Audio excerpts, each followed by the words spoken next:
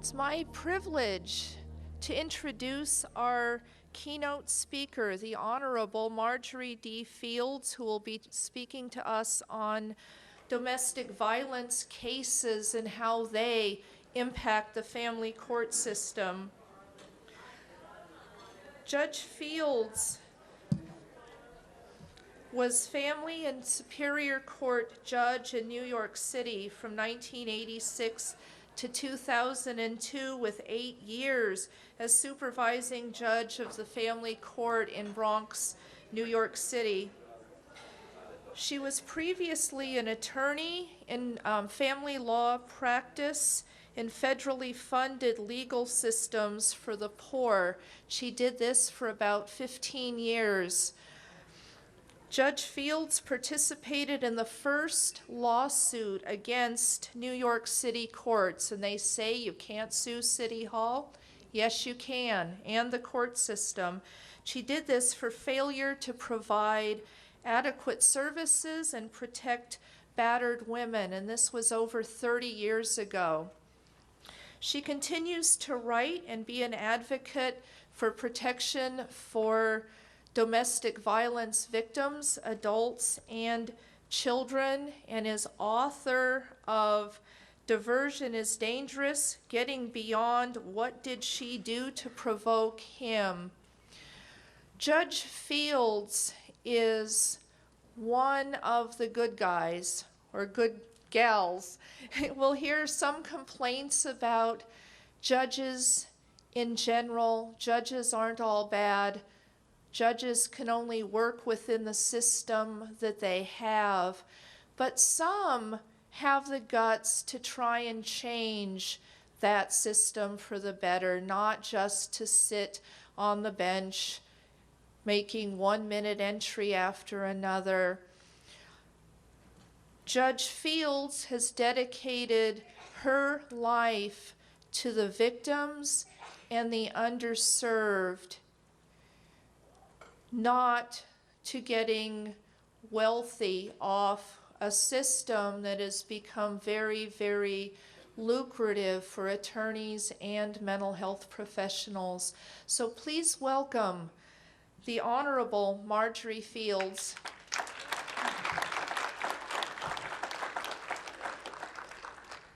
Can you see me over the podium? That was my uncle's comment when I took the bench and he came to watch. And he said, "Judge, are they going to be able to see you over the top of the bench?" And my predecessor had been a very large man, and this chair I had was concave, and I kind of disappeared into it. We got a new chair, but it took a while. Family courts are really no worse than any other courts. They're a part of a society and a legal system that, as the distinguished and esteemed psychologist Lenore Walker just described to you, has pervasive gender bias. I use the esteemed psychologist designation for Dr. Walker because there is an article in the current issue of the Journal of the American Academy of Psychiatry and the Law, which designates her that way. The article is "The Parental Alienation Debate Belongs in the Courtroom, Not in DSM-5." And I commend it to you. It's excellent. It's very clear. And it raises some valid issues about parental alienation and the expense and distraction that it creates from the reality, because you end up trying that issue instead of the issues in the case. Also, they conclude with a comment that I thought should be at the beginning, and that is that why would we want these conflicted children caught in the middle to be labeled as mentally ill? And parental alienation syndrome labels a child inappropriately, even if it were a valid diagnosis, which we know it is not. Family court dysfunction is based in the history of our family courts. family courts started out as juvenile courts to try juvenile delinquency cases with the idea that instead of punishing, we would provide services to children. And family courts have always had two goals, two functions, and one is a social work function, and the other is to be a court of law. And these are inconsistent and conflicting, and it creates the ongoing institutional problems that exist there. And the United States Supreme Court has addressed these issues, and as the judges and lawyers will know, the first and most important case was Galt, in Ray Galt, in which the Supreme Court said it's a juvenile delinquency case. Just because you are going to help this child does not mean you can function without all the constitutional and statutory due process requirements that an adult in a criminal court would have, except the jury.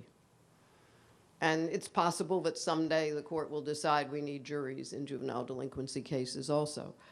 But taking a child and putting that child into a juvenile detention center or a juvenile home, secured, doors locked, where this child was going to get services, is, the Supreme Court said, a deprivation of liberty. And therefore, even though you're not putting the child in a jail or a prison, that child gets due process rights. The court also addressed the issue of due process in Stanley against Illinois, which was a case that dealt with the father's right to be the custodian of his children when he hadn't done anything wrong, except he wasn't married to their mother, and she died. The state of Illinois removed Mr. Stanley's children from his care only because he was their unmarried father. There was no other allegation, and the Supreme Court said no to that as well. So we had that, and then there's Offer against Dunstan, which is the case in which the Supreme Court said, if you're going to terminate parental rights because there has been child abuse or neglect, and that parent has failed to engage in services, and the children need stability and have to be freed for adoption, that you cannot use the lowest standard of proof, which is our general standard in family courts, which is preponderance of the evidence, so if it's just slightly more and it's the lowest standard, you have to have conclusive, clear and conclusive evidence. Not as high as criminal standard, which is beyond a reasonable doubt. But again, that was the United States Supreme Court saying to family courts, you are a court of law. You are not a social work institution. But the historical social work function and role is a hangover that lingers in the family courts. Historically, we have seen the courts, family courts, go through name changes. Unfortunately, name changes don't mean that we've had institutional change. Our favorite joke in New York is that the Child Protective Services Agency has been renamed about 4 times. You can tell a person's age by what he or she refers to it. So if you still call it BCW, Bureau of Child Welfare, we know you're an antique. I think it's the Agency for Child Welfare now, ACSW. I'm not sure what its current name is, but I went through several names, but for some reason, since my original name was Bureau of Child Welfare, that's how I think of it. Right now, a former lawyer who practiced in front of me and represented children, a brilliant trial lawyer who became a family court judge, is now the New York City commissioner in charge of this agency, whatever its name is. And he's wonderful, and I hope that he'll be able to make the progressive changes for children that I know he's inclined to make if the budgets let him. And then, looking at budgets, all the courts in the United States are suffering, except the federal courts, I might say. All the state courts in the United States are suffering from budget cuts. We have states in which the courts are only open 4 days a week instead of 5. In New York, our courts are required to close at 4:30. If you have a witness in the stand, that witness cannot finish her sentence. The day is ended. The staff have to leave because there can be no overtime. State legislatures an equal branch of government with the courts, have cut the budgets because there are balanced budget requirements in many states, and the money has to be found somewhere, and the courts are one of the places. The courts go to the legislature and the executive every year with a begging bowl. The courts have no bargaining power, really, when they're dealing with their budget requests. So a lot of the problem in family courts is a historic lower funding level, that the money priority has always been the criminal courts, and that's because of the Supreme Court decisions that put very high burdens of speed on the criminal court, as they should when people are in custody, but not the same burden of speed when it comes to the children's issues that the family courts deal with. Recent federal law has changed that to some extent, but we're talking about months, not hours. When it comes to a criminal defendant who is in custody, that defendant must be before a judge for arraignment within 24 hours. That's what the Supreme Court says.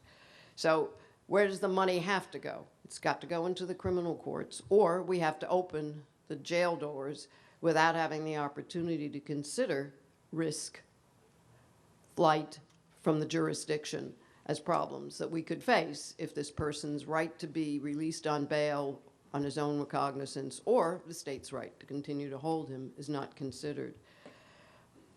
I'm not going to discuss gender bias again. I think Lenore Walker covered that for you, including the recent Saunders, Fowler, and Tolman study. Domestic violence, historically, in my state, New York, was required to go into the family court. And that was where we had protection orders starting in 1962, although you couldn't get one in 1971 when I started practicing in New York, but we had the statute. And if the case were being prosecuted in the criminal courts, then the woman could not get any protection in the family court because the criminal court had the case and family court had no jurisdiction. If she wanted a protection order only, and the prosecutor were not taking the case, then she had to go to the family court. And the problem was she wasn't believed. And the problem was that she must have provoked him, and there were lots of judges who said that. Well, as that was one of the issues that faced the women's movement, there was advocacy for training judges, which I don't necessarily trust, although Dr. Saunders and his team think it works, that domestic violence is a pattern and practice of control and exercise of power and abuse of power, and not a single incident. Well, there's the unintended consequence. And I've read decisions in which judges write that a single act of assault in the course of a high conflict divorce is not domestic violence because it's not part of a pattern of control. However, it remains to be a criminal offense of assault, which the prosecutor has the right to prosecute. If the police have made the arrest, they have probable cause, and it can be prosecuted. In one particular case, the prosecutor not only agreed to charge, but took it to trial, and there was an acquittal. The defendant cried in the witness stand. He also did that in the divorce court. And he was pathetic, very good at being pathetic, and so the jurors acquitted him. Now, the judge in the divorce case in New York is not bound by the acquittal. Had there been a conviction, there would have been proof beyond a reasonable doubt, and the judge could not ignore that finding. In fact, the lawyer could have made what we call a motion for summary judgment, not have to try that again because it was already determined beyond a reasonable doubt there was no issue left on whether or not that assault had taken place. And the judge held, even though there was medical evidence of torn ligaments in the wife's arm, and even though there was probable cause and sufficient cause for the people to prosecute it, the judge found it wasn't real domestic violence because there hadn't been other incidents of assault or threatening raised in the case. It wasn't relevant, it wasn't necessary. There was this assault. So what we had is judges have now been trained that there's a pattern, and having absorbed that, when there's one incident of assault, it's not domestic violence anymore. So it's the unintended consequence there, and we have to be careful what we do and think about the logical extension. Rather than having programs like this to train judges, I believe that it requires good lawyers on a case-by-case basis, walking into the courtroom and presenting the evidence. I could know a great deal about domestic violence and child abuse. I practiced 15 years. 98% of my clients were women complaining of domestic violence because New York was a fault-only divorce jurisdiction until last October. We were the last holdout for no-fault divorce. So everybody had to have a cause of action, and one of them was a continuous course of physical or mental cruelty. And my clients had the evidence, and that's how we got them divorced. So I knew a lot about it. 1,500 divorces a year for 15 years. As I say, my experience is anecdotal, but it's kind of vast. In addition, I read the literature. I worked with others in New York and across the US. I went to legal services offices in 36 states. I trained legal services lawyers about domestic violence. I testified before state legislatures.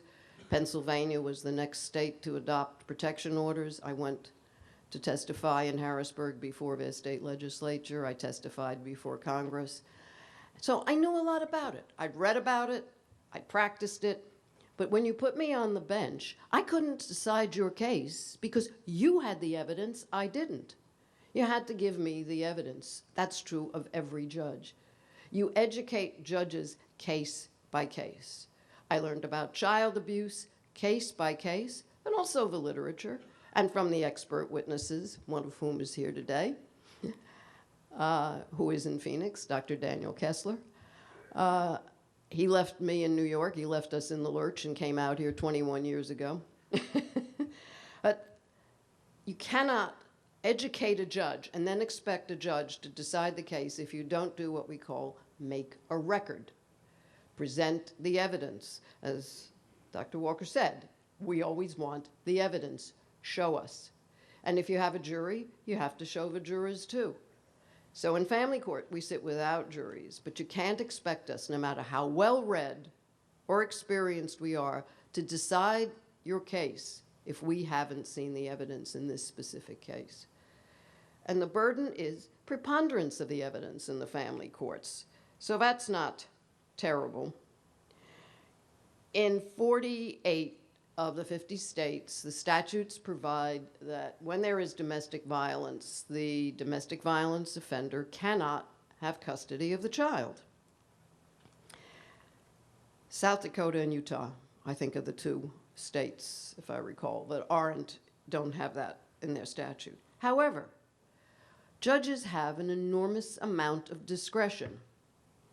And just as the single act of domestic violence isn't domestic violence when it's not part of a pattern, even though it's a criminal assault, the judge can also find that although there was domestic violence in this family, it didn't harm the children, they weren't affected, and therefore the offender, who we know has committed acts of domestic violence, that's proven in the court. However, that person is competent to be a joint custodian, or a new, fairly recent development is, in addition to custody, judges are now doing divided decision-making. So you have a custodial parent who has most of the decision-making, and then the judge decides that the non-custodial parent will be the one who has decision-making over extracurricular activities. Now, you have two people in front of you who can't agree about anything, and you're going to give one of them part of the decision-making. Now, what would you expect to happen? Everything would become an extracurricular activity. So if the custodial parent is in charge of the education, decision-making, where the child will go to school, what the child will study, but the child needs after-school math tutoring. Is that educational, or is that extracurricular activity? And judge, aren't you buying yourself a continued war of post-judgment motions? How many times do you want to see this case again? And are you making your own bed and now you're going to lie in it? Plus, I think that breaking up the decision-making in a situation in which the statute says, and the facts you have found say, that you have a domestic violence offender here who cannot have custody, you are violating the legislative intent by granting that person educational or extracurricular or medical or vacation decision-making, however you want to divide this. Dr. Walker said that one of the best things to do would be to have a national family law. Well, once again, we have to be careful what we want. We could get it. Canada has national family law. It works pretty well there. Australia does too. And I'm trying to think how many years ago? It would be 4 years ago, 3 or 4 years ago, Australia passed a new family custody statute in which there is a presumption of equal time post-separation with each parent. And I have this image of the child being awakened in the middle of the night to switch beds because you have to sleep 50% of the time in each house. Yeah. And of course, people go to school, children go to school, parents go to work. How do you calculate the 50% time with each parent? In addition, does anybody who has empathy for children, or perhaps anybody who's traveled a great deal, have a sense of what does this child write in its school papers when they want to know what is your home address? And someone suggested, well, I could put down 2. No, the form doesn't have space for 2 addresses. It only has space for 1. But what do you write down? Or as one child said, when I go to the other house, I never remember where the spoons are kept. I practiced law in New York. I spent the legislative session days in the state capital of Albany, 150 miles away. Usually took the bus because it was more reliable than the train, although a lot less comfortable. I spent my weekends in a little cottage in the country because my former companion believed his dogs had to go to the country every weekend, and they did. Moving to 3 different places every week. Now, where are your gym shoes on the day you have gym? Where's your annotated science textbook, which is kind of arcane now because it's probably all in your computer anyway? But I remember spending a time with a friend in Edinburgh who, on divorce, she and her husband split the child's residence. He spent a certain number of, I think it was 2 weeks in each house, or maybe even 3, but it was 5 blocks apart. It was really doable.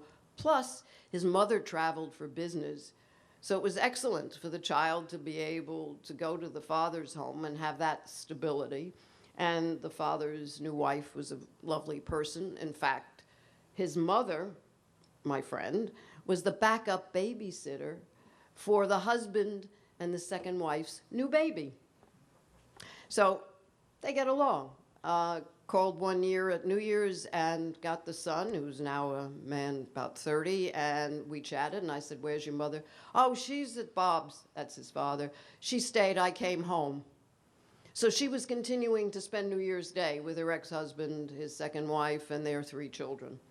So obviously it was a good working relationship, and they had made this decision themselves. But one day when he was 9 and I was visiting, Bob brought the son back, and a few minutes into the return, before the father left, the child said, I forgot my watch at your house. And the father looked at him and said, I knew you'd forget something. So the burden is on the child to move all his necessary things. Now, obviously, if there's enough money, there might be duplicates, but some things there might not be, like the watch and the gym shoes. So we have to look out for what we get if we get a national law, because it could be the Australian preference for equal time. That is not necessarily dispensed with in domestic violence cases. It creates a greater burden in those cases in Australia. We know that from what's happened since the statute passed. Another problem in family law in many courts is, and this is in New York where the divorces are not in the family court, remember, it's in the Superior Court. So we're dealing with a different court, different judges who don't sit in the family court, most of whom did not come from the family court. I was an exception. And in family cases, the trend is now to have balanced decisions. And a balanced decision is that you give each of the parents something. And that way, nobody's going to be angry, or if he or she is angry, at least he's got and she's got something that he's won in this litigation. The trouble with balanced decisions is that in the course of doing that, you deny the legal remedies to which someone is entitled. If you have proven your case that you're entitled to a certain remedy, and the judge's priority is a balanced decision, then in the course of that, somebody's going to be deprived of legal rights. And a balanced decision, let me give you an example, domestic violence case. The family court judge found that the husband had assaulted the wife, who was wheelchair bound. He knocked her out of her chair and she was knocked unconscious. And so the judge in the family court, a woman judge, a former colleague of mine, decided that the woman was entitled to a protection order. That's easy. The order was that the husband was not to strike, menace, recklessly endanger, or threaten the wife. That was it. That's what we sometimes refer to as a limited order. The order could also have provided that he was to stay away from her and to vacate the family home. It did not. There was an appeal by the wife.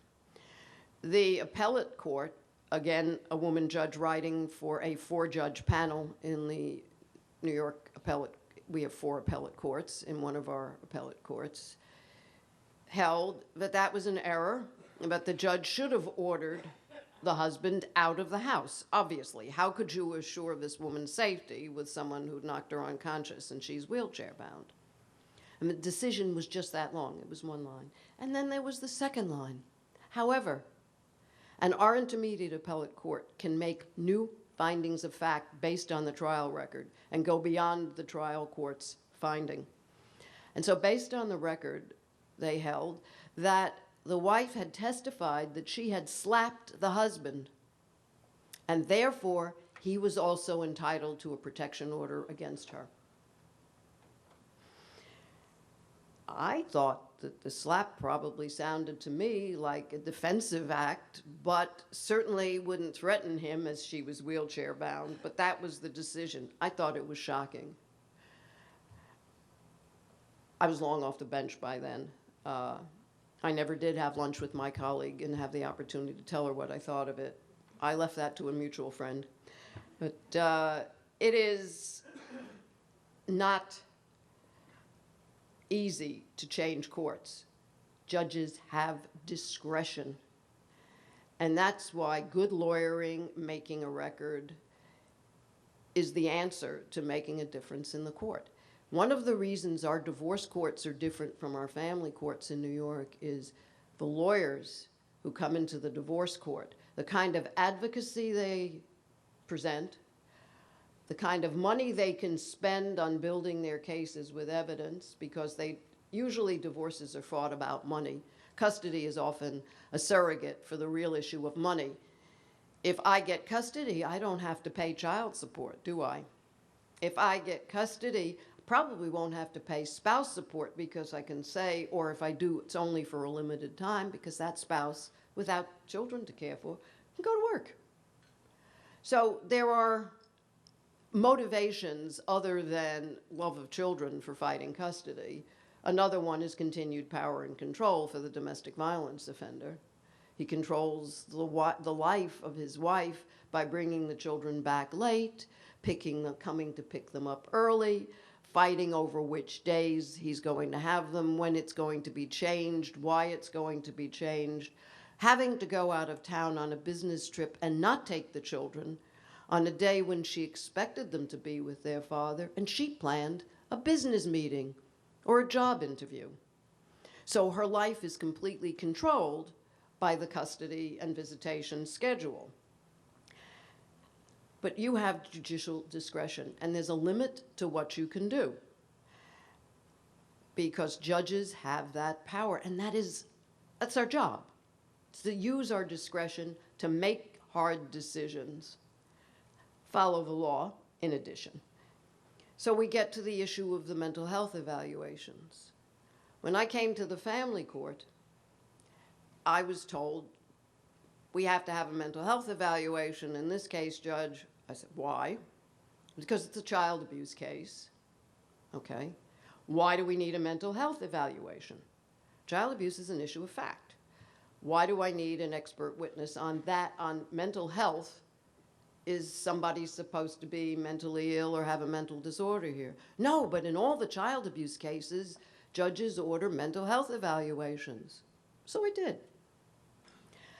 I then learned that when you get a bad mental health evaluation, not the outcome, I mean the substance, where there are inconsistencies in the evaluation and the report, where the conclusion is inconsistent with the comments made before, I had to spend my weekend writing a decision explaining why I found the report unpersuasive and why I was going to ignore everything in it, from the first line to the last. And I said, never again. I only ordered, in 16 years on the bench, mental health evaluations when there was an issue, either in the pleadings, that would be the petition or the complaint, that raised the issue of somebody's mental health, i.e., this person should not have custody of these children because she's suicidal. Okay, that needs an evaluation. If there is an issue of a child's special needs and the parent's capacity to meet them, the child is mentally disturbed, the child has serious emotional problems that need a parent who's particularly attuned, and the other parent doesn't deal with it. Maybe I want an evaluation of the child to determine what those needs are, but I have to evaluate that parent in the courtroom, listening to the testimony to determine whether that parent understands the child's needs, knows how they need to be dealt with, and the other is whether that parent has empathy. Now, I know we can't measure empathy, but you sure know it when it's absent, and you know it when you see it.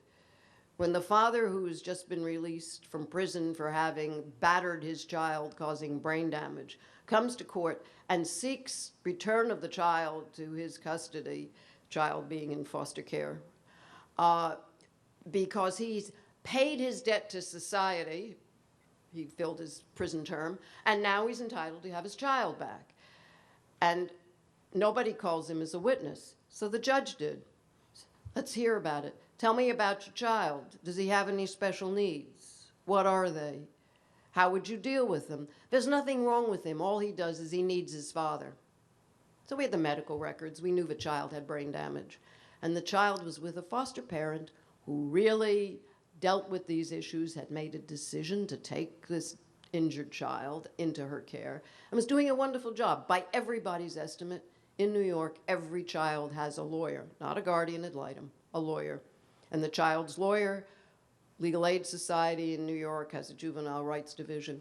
They have investigators. Their investigator went to the home, met her, observed her. They'll hire a psychologist to do an observation or a social worker and testify, whatever we need.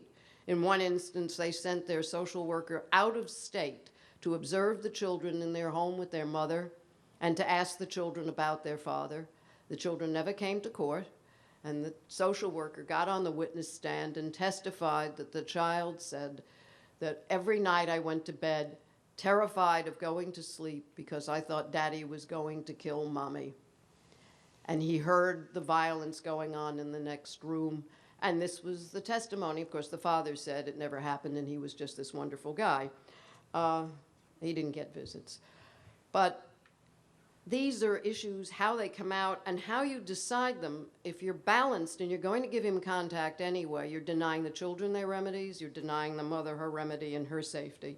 If we defer to mental health professionals, I think we are doing something we're not allowed to do, and that's the unconstitutional delegation of our adjudicatory responsibility. We have to adjudicate the case, not the mental health professional. That's one piece of evidence. It can be persuasive, it can be useless, but we have to decide it. And by not having the mental health professional, we save not only money for the litigants and the court system, and time, the months it takes to do the evaluation, write the report, review it, and then present it. We save all that, and we also save an irrelevant tangential issue. The report takes on a life of its own. Is it valid? Is it good? The examination of the maker's qualifications. What are your qualifications to make this report? What scholarly literature do you use on which you rely in making reports? That becomes this tangential issue which absorbs all the time. The real issue is, who are these parents? I always like to hear the parents testify. I like to watch the other parent listening to the opposing parent testify. It'd be very informative. What's your case? You have an argument. Lawyer's argument is not persuasive, forgive me. Evidence is persuasive. Lawyers will say anything. Right? They have to. They're paid to. Alienation, child sexual abuse, they expect the judge to leap off the bench and embrace them and give them the courthouse when they just allege these things. Fine, you've made this allegation, I'll hear your evidence. Show me.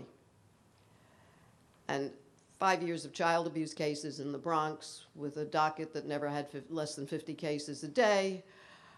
I'd seen a lot of child abuse and heard a lot of excellent expert testimony from some of the best people, I think, in the field. There's a team at Bellevue Hospital with the pediatrician, Margaret McHugh, and 2 psychologists. Margaret McHugh does the child examination and talks to the child, does some very creative interaction with children. Then the psychologists each interview the child. Each psychologist writes her report without the conclusion. They exchange their raw data, and then they meet to discuss it to see if they both come out with the same result. So it's fascinating. It's really good evidence. And when I once called Dr. McHugh as my witness, and the respondent's lawyer said, oh, you can't do it. This is terrible. How can you do this? If you do this, you're going to believe her. And my clients, and I said, I have no idea what she's going to testify, and you'll be able to examine her. She exonerated his client. I don't remember if he thanked me, but she did. And part of it was I was suspicious, and the first doctor wasn't convincing to me. And I looked at his slides, and I didn't see anything wrong. I think he just didn't know what a 3-year-old's vagina should look like. He wasn't a pediatrician. So making the decision is the judge's job, but we can't stop judges from having mental health evaluations. There's no way you can do it. It's within the judge's discretion to decide that. So just writing statutes doesn't always work. You can say you can't give the abuser custody, and then the judge says, I find that there was no abuse sufficient to harm this child. And resilience is the other. Well, the child's not affected by the domestic violence. He's doing very well in school. Well, I don't have to tell the psychologist what that means. It could very well be where the child is retreating to a zone of safety and getting some mastery in his life to overcome the trauma of what he's suffering at home. I'm not going to spend time on parental alienation except to say what you all know. It's not a syndrome. It's not admissible in my state. It's not admissible in many states. It is the result of the self-published work of someone who had no empirical data, and we've heard all of that, and we know that. Never peer review published in a psychological journal. And it's now the subject of a vast public relations machine. We have the celebrity effect, the Hollywood stars involved, and it's infiltrated our courts, And it won't go away. And one of the ways it's infiltrated now is it's taken on a new life. It's not a syndrome anymore. It's just the fact of alienation. And it's common. No, it's not. How many custody cases have we done? The mere allegation of it may never go anywhere, so that's one category. But the number of parental alienation cases that have a life sufficient that they go to trial is infinitesimal. I would love to see a docket study, and this would be a wonderful thing to do. How many cases is custody pleaded? Or how many custody petitions with nothing else are filed? So you could have divorce cases where there's a custody issue or where there isn't and there's only a money issue. Then, how many of those cases are settled before trial? About 90%, but I'd like to see hard numbers. If they weren't, we would still be sitting 24/7 the way we do criminal arraignments in New York City, where we had 3 judges around the clock because everyone has to be out within 24 hours before a judge. I sat criminal arraignments on a Thanksgiving Day and did 200 arraignments. I wasn't the best because I wasn't pushing the files down the chute fast enough. And the officer came over and told me that. So I got better. It was so awful. It was the only courtroom I'd ever been in where they didn't have water for the judge on the bench. You know, they didn't tell me before I went that I had to bring my own bottle of water to the courtroom. And I won't tell you how filthy the robing room was. It was so dusty, I spread out the sports section of the New York Times to sit on, so I wouldn't get dust on my robe. So we'd have to do that in custody cases if every custody case were tried. It's nowhere near that. They are settled. The few that are tried don't take that long. Most of the time, it's one party testifies, the other party testifies, unless you get the evaluation, which can be a long examination with qualification of the witness as an expert, then raising the standards on which this expert is testifying. Have we reached the Daubert standard of well accepted in the scientific community, what you're saying? Well, we know parental alienation syndrome is not. So you have that. And what's the response that we get? Yeah, we're settling custody cases, most of them because they aren't real custody cases. But I'd like to see hard numbers. I think it would be wonderful. And the other is, what's the court system response to too many domestic violence cases? And there are a lot. And one of the reasons is there are remedies in law now that there weren't 40 years ago in most states, and they're being used. So as that information spreads, victims come to court to seek the legal remedies. And the court system says, what do we do about this? We divert these cases to mediation, and that's my article that's available outside. And why is mediation bad in these cases? Well, one is there's a power imbalance. And the mediation module, and some of you I assume may be mediators, is that you've got the independent, voluntary, private decision-making by 2 individuals. If one of them has all the power and the other one doesn't, you're not going to get a fair outcome because one party's independent decision-making is overborne by the other one's power. I once said to a friend, what does the battered woman give up? Child support, the house, spouse maintenance? What does she have with which she can negotiate? She can't negotiate with the lives of her children. So mediation is terrible in domestic violence cases by my perception of it. The other is that the goal in mediation is an agreement. The content of that agreement is irrelevant. It's the outcome of an agreement. That is a positive. So when you have mediation programs, you calculate their effectiveness by the number of successful mediations, and that means agreements, period. Not the content, just the agreement. Mediation looks to the future. We only want to deal with future conduct. Therefore, there is no accountability for your past behavior. One of the theories that the domestic violence movement has taught is that offenders, domestic violence offenders, have to be held accountable. Well, there's no accountability in mediation because we do not discuss what you did before you walked into this room for the mediation. We want a solution. There's no protection order. There is an agreement for future relations between two people, one of whom holds all the cards, the other of whom has hope and nothing else. My clients usually came to me after 5 years of domestic violence. They had tried everything. They'd gone to their priests, they'd gone to their doctors, the families had intervened. There was informal mediation that had gone on. If it had worked, they wouldn't have needed a divorce and they wouldn't have had to come to court. People do not go to court when they have an option. If mediation worked, then domestic violence would have declined. It didn't. It didn't until we began to have arrests, prosecutions, protection orders, and of course, shelters. There are no empirical data that establish the efficacy of mediation to stop family violence. None. And yet the court systems are using it more extensively as a way to deal with the lack of funding, the inability to add more judges, which we've been trying to do in New York, I think, for at least 20 years now. They won't add one more family court judge. But there's a wonderful political problem involved, you see. And that is, do we have judges by county or by judicial districts, which would be like legislative districts? Well, in one, you get more Republican judges. In the other, you get more Democratic judges. And since the Senate's Republican and the Assembly is Democratic, we have never gotten an additional family court judge in 20 years.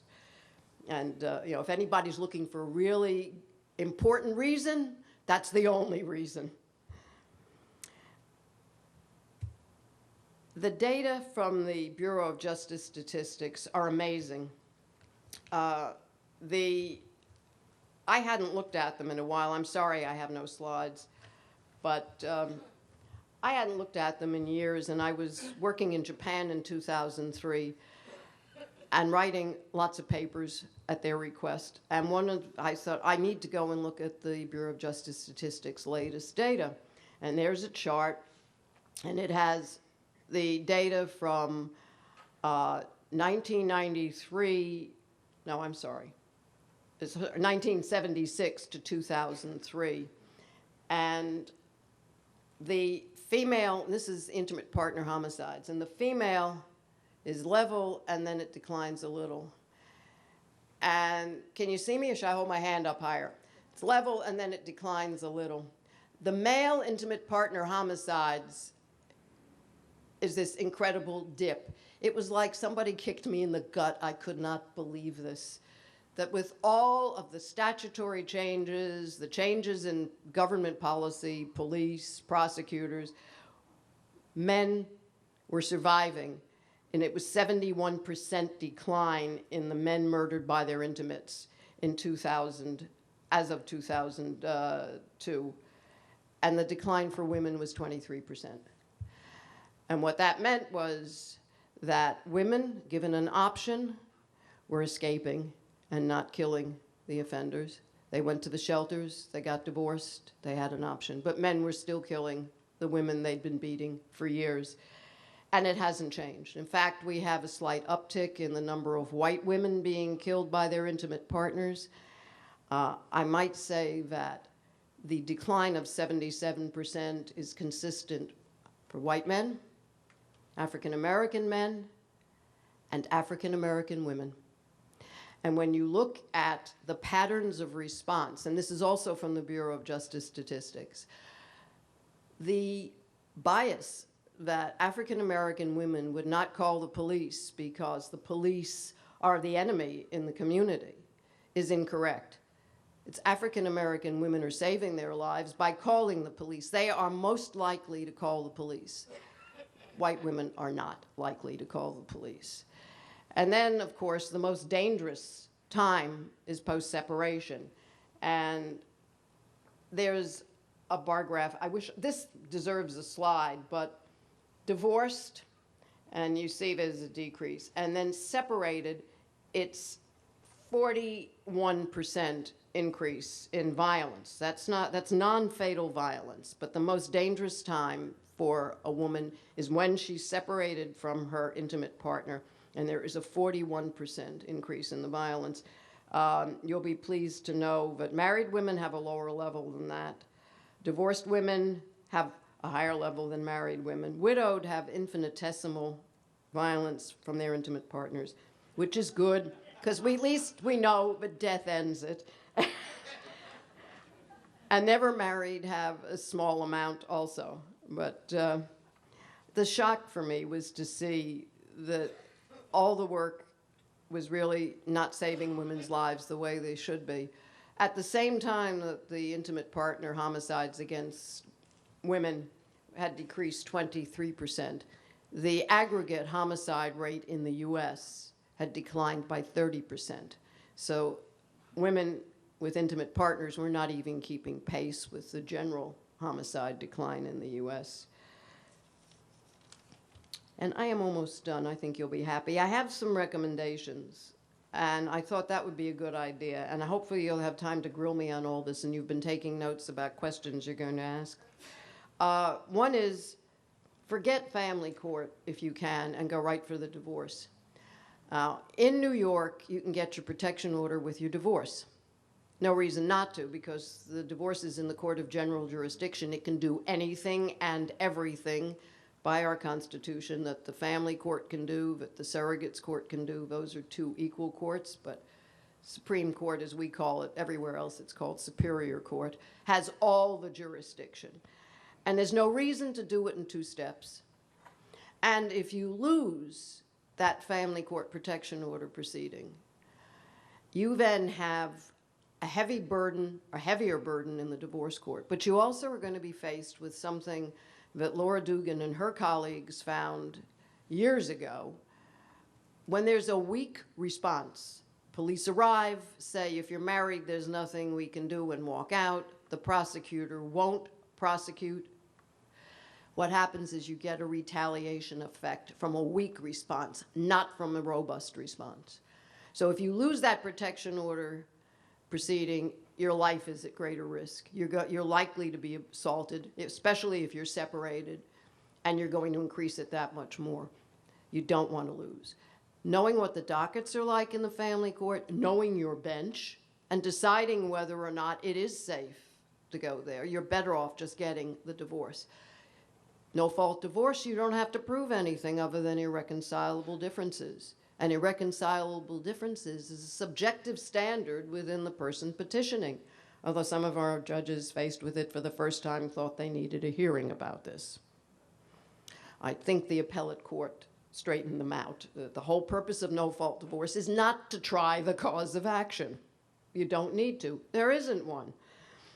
Not using mental health evaluations, not requesting them, for one thing, because sometimes the lawyers do that as a maneuver to raise the cost, to litigate the other party into poverty. And the judge can say, no, thank you. That's judicial discretion. Lawyers make requests. Judges dispose of them. Yes or no. Like when I had laryngitis and I sat and I couldn't even croak and I had a rule on objections. And my court reporter said, I never felt more powerful. I'd whisper to her. And she would say, the judge said. She had a grand time. I was miserable. The other problem that comes up with mental health evaluations is one that is, I think, easily resolved, and that is substance abuse. Mental health evaluations, in my view, are useless in substance abuse evaluations. Why? Because the person allegedly abusing substances is going to fill that report with self-serving denials. No, I didn't. If I ever did, I stopped. You know, it's like the kids. I found the gun under the car on my way to school, and I was going to take it to the police after school. That's why he had a gun in school. I was just holding it for my friend. Or my favorite, the child has to, my client's going to plead guilty, and we have what we call an allocution, and you have to tell the judge what you did wrong. And there are some judges who will allow reading the charge and say, did you do it? And somebody nods or says yes, and that's okay. And I wasn't satisfied, so I was, tell me what you did wrong. I got arrested. The other is not to use, then, evaluations in substance abuse. Surprise lab tests are the gold standard. Somebody calls, go to the lab now. You don't go, the judge draws a negative inference. What are you hiding? You're not cooperating. The test is conclusive. It's like the test for mental retardation. It either is or it isn't. It's not maybe.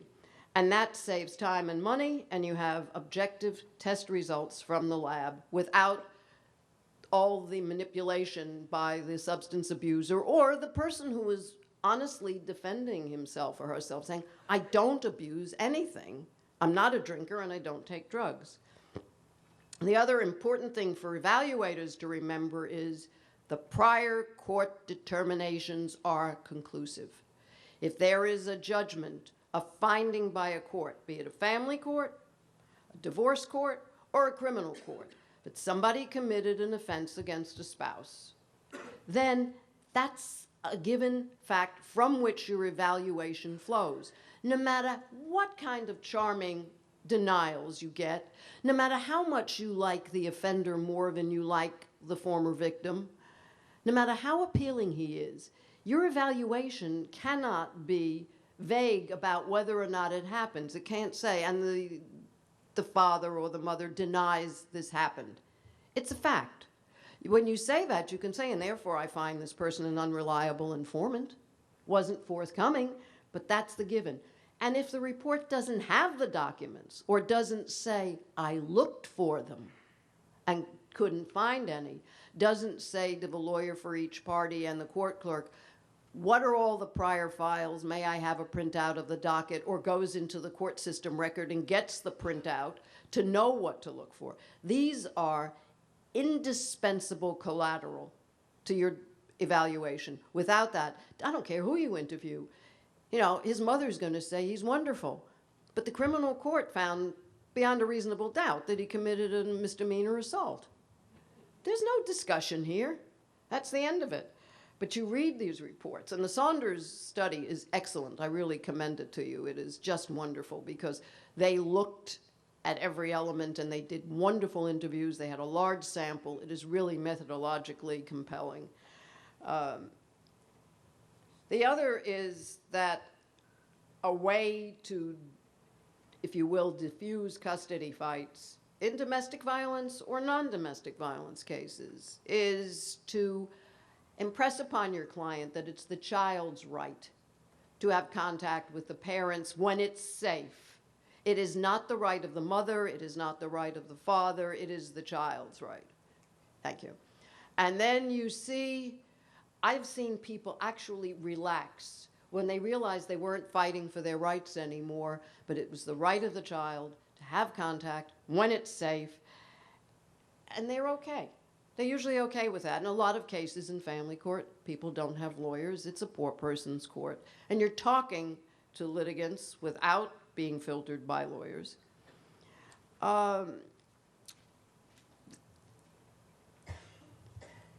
Okay, and when we need mental health evaluations when we have mental illnesses or mental disorders, because we need a diagnosis.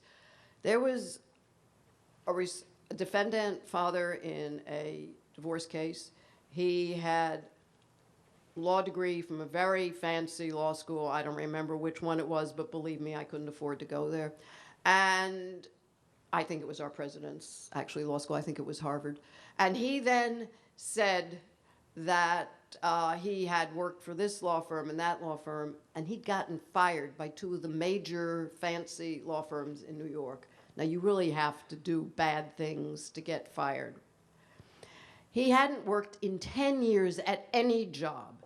He had violated the prior judge on the case. I was the backup trial judge, so I got the case if the other judge who had it hated it or hated the lawyers. That was the standard, judicial discretion. They would transfer the case to me, and I caught all the junk cases. And sometimes, you could see why the judge hated the lawyers and sometimes the parties. And other times, it was a lot of work. So I got it. And this man had violated a prior order to bring the child back at 7 o'clock. And his reason was it didn't say Eastern Standard Time. So we're dealing with a person who had, some thought disorders, a little reality testing problems here. And the social worker, who was appointed by the prior judge, got on the stand to testify and was talking about the parent-child interaction with the two parents. And she went on, and they examined her. And I'm not hearing anything about his obvious mental disturbance. He was probably psychotic. I said, and did you reach a diagnosis? And she said, oh, no, we never do diagnosis in a custody evaluation. I mean, not even if it comes up and punches you in the face. So it was useless. I needed a diagnosis if I was going to do anything. Ultimately, I terminated all his contact when he showed up in violation of an order of protection, hiding behind a bookcase in the child's daycare center, terrifying absolutely everybody, and then was stalking the child care person in the park with this child. And I issued a warrant for his arrest for violating the order of protection. The New York City Police Department wouldn't honor my arrest warrant because I was sitting civil term and not criminal term. Luckily, I knew the chief of police in Nassau County, where the family lived, and he was going to enforce my order, but they couldn't find him. They actually searched for him, and they couldn't find him. I could not get the police department to talk to me. It may be because we sued them in 1976, but they settled. And nobody there was old enough to remember that. But we'd settled that case, and they agreed to mandatory arrest before the legislatures began enacting mandatory arrest statutes, which was in 1994 when it just kind of took off all across the U.S. But the New York State legislature waited till 94. But in New York City, we had this judgment, consent against the police, that they had to have mandatory arrest. By the way, we didn't sue the court. We sued the chief clerk of the court. You cannot sue a judge. Judges have immunity from suit. You cannot sue a judge for what the judge does in the courtroom. You can arrest a judge for drunk driving, you can arrest a judge for assault, but you cannot sue a judge based on a decision. You can make an appeal. And if you win, that's the best judicial education, because we never do that again when you get reversed. The appellate courts give great deference in custody cases to the trial judge because the trial judge had the unique opportunity to observe the witnesses and listen to their testimony. And the appeal court gets a written transcript.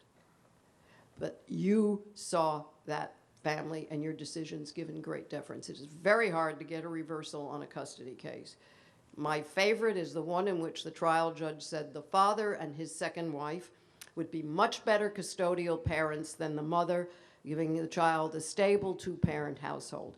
The only problem was, as the appellate court found, there was nothing in the record to indicate that the father had a second wife or even was planning to have a second wife. She didn't exist, except in the judge's mind, because he thought that this man would have good judgment and his second wife would be good. He only made a mistake with the first one. So that was a reversal, but it's one of the rare ones. Or the one in which the judge delegated to the mental health professional the future determination of the amount of contact between the father and the child. That this evaluator was going to determine when the visits could be unsupervised and how long the visits would be. And the appellate court said that is inappropriate delegation of the judicial responsibility to this mental health professional, and that was reversed. So it's interesting, but they were rare. The gender bias commissions, by the way, in almost every state, which happened in the 1990s, they were convened. Most federal judicial districts also had them.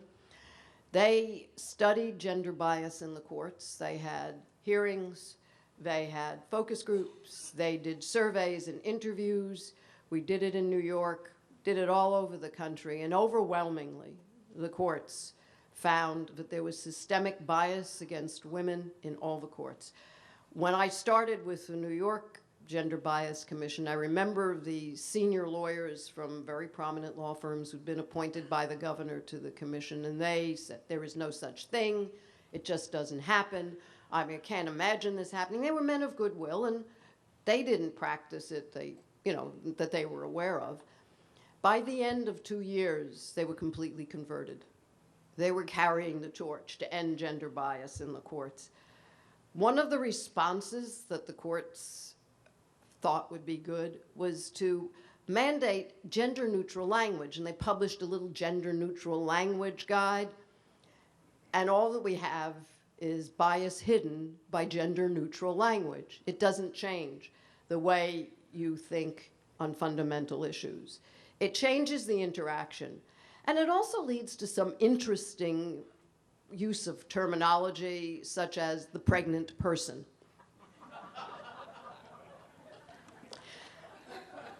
Yeah, and that's when you know that gender-neutral language is not a good idea. It hides the gendered nature of violence against women, which the Violence Against Women Act addresses, which European countries see as a human rights violation, which the Inter-American Commission on Human Rights found the United States to have violated the human rights of Jessica Lenahan in Colorado when the police refused to enforce the protection order for her 3 children, and they died.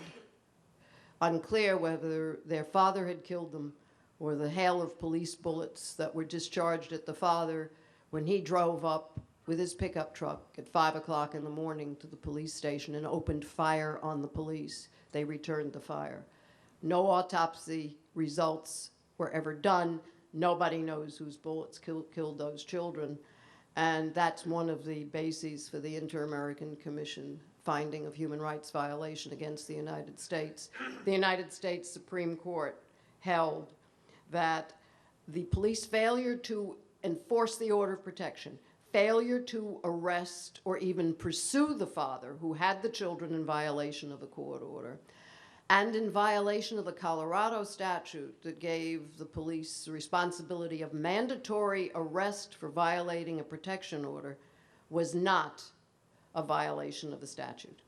Now, I don't know when must and shall aren't mandatory and mandatory isn't, but the Supreme Court held it wasn't. It's a very interesting decision. It's Gonzales, it's Castle Rock v. Gonzales. It's the city of Castle Rock.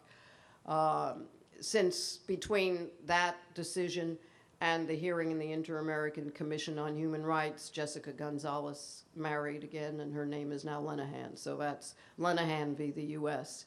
But that's an interesting decision, which I couldn't imagine writing myself.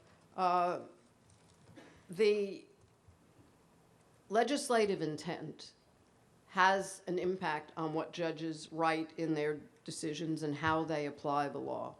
And when judges ignore the responsibility of providing protection orders to victims who have proven the domestic violence, I'm not saying everybody who walks in the courtroom and alleges something is telling me the truth. I am a recovering judge. I am skeptical. I always was. And once you're a judge, you're always a recovering judge. And skepticism is there. Somebody comes in and says, I want you to represent me, and this terrible thing happened, a miscarriage of justice, and I say, I'll read the transcript, and then we'll talk. It's not in my pecuniary interest. I may lose a client, but that's okay. I'm not going to stand up in a courtroom and make an argument and fail the red face test.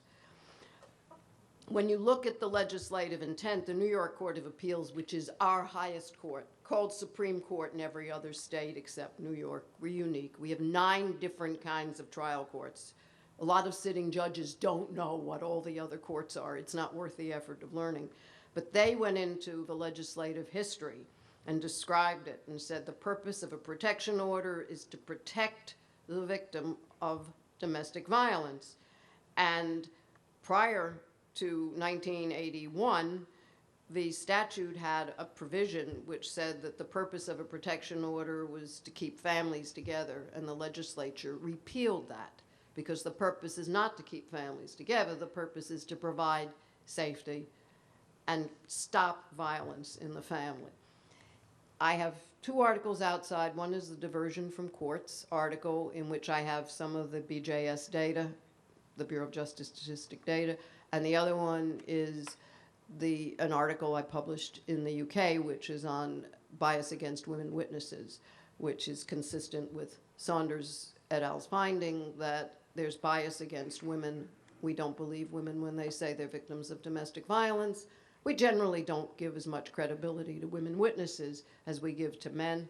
And it's not just male judges. I mean, women judges, particularly younger ones, who will say things like, I never experienced any discrimination. And of course, I know that because we took care of that, right? So they had no discrimination. They were more than 50% of their law school classes. They weren't one woman among a whole sea of men in law school. The professor didn't make funny comments because he knew he was outnumbered. And you have really no change in that. And what I looked at is some of the historic data that establish it, such as in rape cases, there was strong advocacy in the 1950s that rape victims, alleged rape victims, right? We always call them alleged. We don't have alleged bank robbers, though, do we? We don't have alleged bank presidents who've been robbed, but we only have alleged rape victims. The women who are accusing someone of rape should take lie detector tests. For no other criminal complainant was that ever an issue. It never came up, but it was recommended, urged. Also, the work of Lee Beenan, who was a public defender in New Jersey, who's also a published poet, who now is teaching in Chicago. And she did a series of analyses of rape laws in the 1970s. And she also looked at how rape victims were treated. And Wigmore on Evidence, which is the evidence treatise, big volumes of books, I had a section in which it talked about women and girls lying and fantasizing about rape. And one of the bases for this was a study of 9 little girls who were claiming to have been sexually assaulted. And Beenan went back and looked at the history. And these were 9 little girls who were in psychiatric hospital. So that was then extrapolated to all women and girls who can't be trusted. There was in England a couple of years ago a mass rapist loose, and the women were going to the police in great numbers. And the police weren't taking note. They weren't writing it up as a crime. Why? Because the women said they were drunk. That was the MO. That was the method that this rapist used. He got them drunk. He said, I've just won the lottery. I have champagne. Will you celebrate with me? He'd get them drunk, rape them, and drop them on their doorsteps. A second element in that. So they found no crime there because the women weren't credible because they were drunk. The other element was, and this just came out in the last month in a major review of how the police mishandled the Warboys, the defendant's name was Warboys rape case, was that the police wouldn't believe that a guy who drove a black London cab, you know, these are the people who take the test and they know the streets in London and they know how to get everywhere, the streets which change their name in mid-block when you haven't even crossed a highway, you know, or a roadway, you're in the middle of the block and it's South End, and the next it's Thurlow Square. And I know I've walked this block 100 times and I never realized that its name changed in the middle. Not only that, the postcode changed too. So one long block has 3 postcodes. So he found that the police would not believe that a black cab driver who had what they call the knowledge, knew the streets and the routes, or as one comedian said, they know the shortest route from every point to every other point, and they have a million reasons that they can't take that route.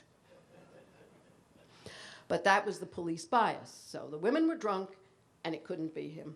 So he got away with it for, I don't know how many more rapes, at least another 10 rapes before he was finally arrested. And he was convicted. And there was a second serial rapist also around, and same problem. The women weren't being relied on, and the police were not gathering the data to even see the pattern. I hope there'll be lots of questions when we get a chance. I've just been given the hook. Thank you.